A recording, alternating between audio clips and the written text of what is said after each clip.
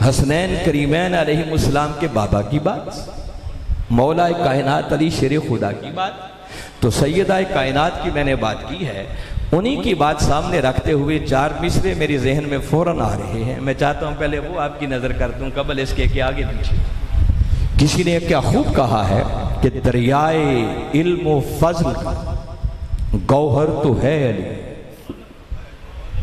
दरियाए इल्म व फजल का गौहर तो है अली, एहसासे किरदगार का जौहर तो है अली। और क्या कहूं अली की फजीलत के बाब में, अरे कुछ भी ना हो बतूल का शौहर तो है। ये शान कोई कम है, ये मकाम कम है कि वो सैयदा कायनात जिनकी इजमालन सी मैंने शान बयान की है, जिनको उनका शौहर होने का शर्फ हासिल हो, उस मौला कायनात की शान और अजमत का मुकाबला कौन कर सकता है। इकबाल कहता है कि दरियाए इल्म व फजल का गौहर तो है अली, एहसासे किरदगार का जौहर तो है अली। और क्या कहूं अली की फजीलत के बाब में, अरे कुछ भी ना हो बतूल का शौहर तो है। ये शान कम है मौला कायनात अली शेर खुदा की। अल्लाह ने ये शर्फ अदा किया जिनका निकाह अक्स अल्लाह ने आसमानों पर। हदीस की किताबें बड़ी बड़ी हैं। जिब्रील अमीन अलैहिस्सलाम ने मेरे आका को आकर खबर दी कि आका अल्लाह रब्बुल इज्जत ने मलाइका की दुनिया में आसमानों पर 40,000 मलाइका को गवाह बनाकर अली का निकाह फातिमा के साथ कर दिया। अब तुम भी जमीन पर अली का निकाह फातिमा से करो। क्या शान होगी मौला कायनात। और मैं बता रहा हूं कि एक एक हस्ती पर बात करना मकसूद नहीं है, मैं तो उसी आयत पर आपको लाना चाह रहा हूं। सिर्फ बता रहा हूं कि वो बातिल ख्याल जो जहनों में पैदा हो सकते हैं, जरा थोड़ा सा सोचें ठंडे दिल से। मौला कायनात कुर्बान जाए उनकी अज़मत और शान पर सिर्फ एक ही बात अर्ज करता हूं। अहले इल्म बैठे हैं, आप जानते हैं कि मेरे आका ने गदीर खुम के मौका पर हज़ार सहाबा के इज्तिमा मिंबर पर जलवा अफरोज होकर अली का हाथ थामा, बुलंद किया और फरमाया मन कुन तो मौला फहाजा अली मौला। फरमाया सुन लो, जिस जिसका मैं मौला हूं उसका अली मौला है।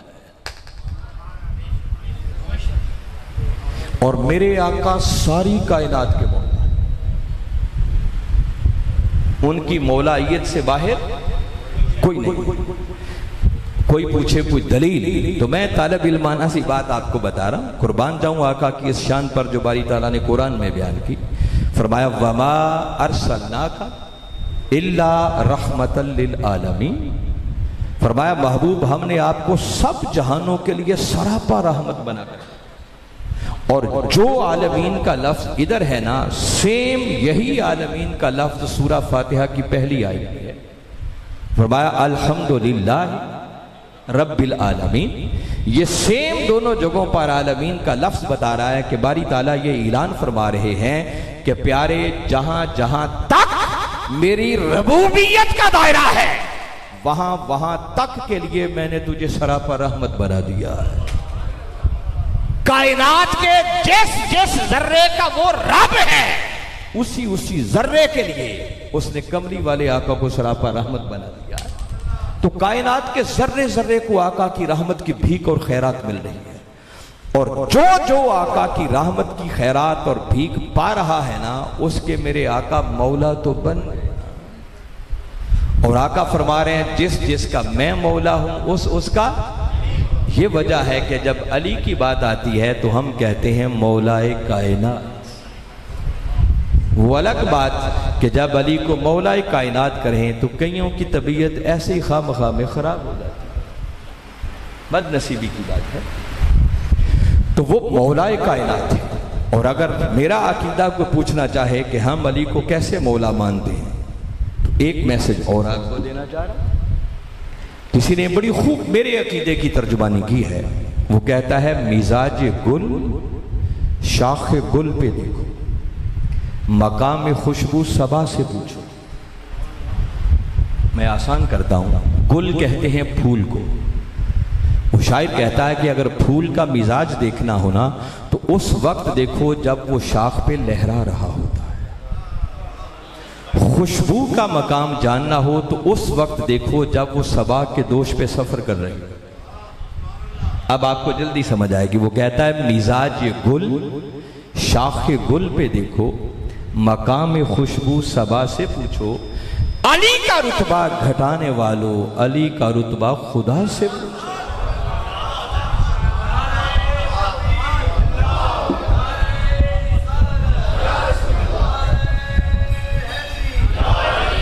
अच्छा, अभी अकीदे की मैंने बात की नहीं है और आप जज्बात में पहले आ गए। अब एक बार फिर आपको जहमत करना पड़ेगी, फिर सुने। मिजाज गुल शाख गुल पे देखो, मकाम खुशबू सबा से पूछो, अली का रुतबा घटाने वालों अली का रुतबा खुदा से पूछो। और कब्र में मुनकिर नकीर पूछेंगे कुछ तो ये कह के डाल दूंगा, सवाल मुश्किल है ए फरिश्तो, जवाब मुश्किल कुशा से पूछो। हम तो बाबा यूं मानते हैं।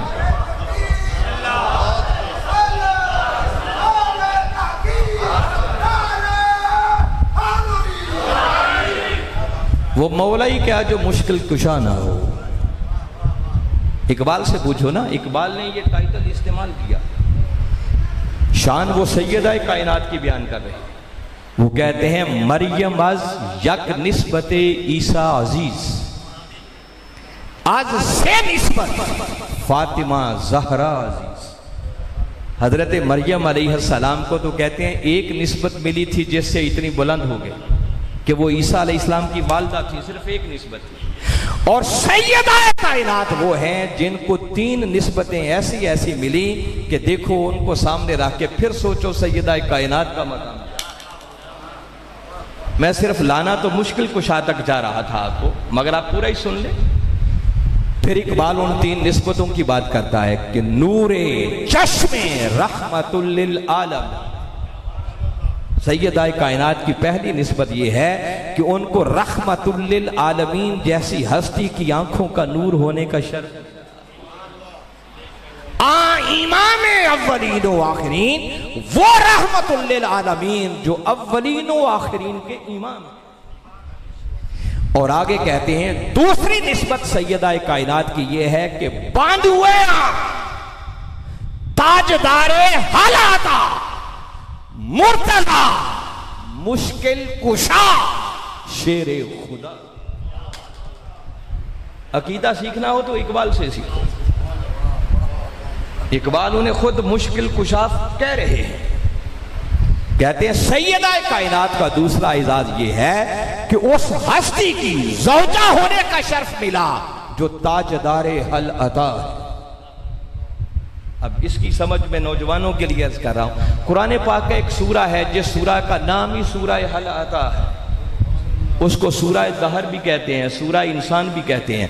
उसका आगाज यहां से होता है हल आता अलल इंसानी हीनुम मिनद दहरी लम यकुन शैय्यम मज़कूरा। वो ताजदारे हल आता कहते हैं उनकी बानो उनकी ज़ौजा होने का शर्फ मिला। कौन से ताजदारे हल आता? मुर्तजा मुश्किल कुशा शेर। अकीदा इकबाल से सूखो। और तीसरी निस्बत भी आप बात चल रही है तो अर्ज कर देता हूं। आगे इकबाल कहता है मादरिया मरकज़े परकारे इश्क और मादरिया काफला सालारे इश्क।